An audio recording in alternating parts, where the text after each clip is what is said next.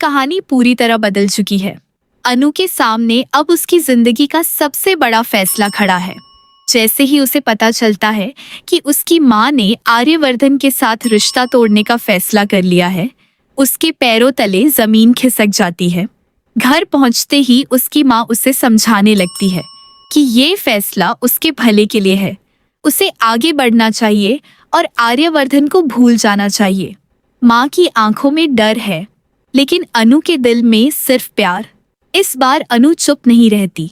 वो अपनी माँ के सामने डटकर खड़ी हो जाती है और साफ कह देती है कि अगर शादी करेगी तो सिर्फ आर्यवर्धन से, वरना किसी से भी नहीं। ये सुनकर उसकी माँ पूरी तरह घबरा जाती है।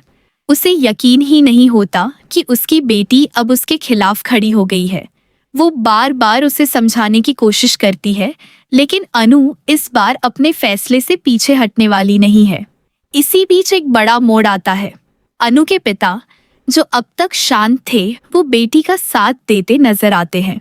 उनका ये कदम इस पूरे मामले को और भी गंभीर बना देता है। दूसरी तरफ जब ये बात आर्यवर्धन तक पहुंचती है कि अनु की माँ ने इस रिश्ते को ठुकरा दिया है, तो उसका दिल टूट जाता है। लेकिन फिर भी वो खुद को संभालते हुए अनु से बात करता है। वो उसे समझाता है कि शायद उसकी माँ ने जो किया है वो उसके अच्छे के लिए ही किया होगा, क्योंकि कोई भी माँ अपनी बेटी के लिए गलत नहीं चाहती। लेकिन अब हालात ऐसे बन चुके हैं जहाँ दोनों तरफ जिद खड़ी हो गई है। एक तरफ परिवार का फैसला और दूसरी तरफ सच्चा प्यार। अब सवाल यही है, क्या आर्यवर्धन इस रिश्ते को बचाने के लिए आगे आएगा?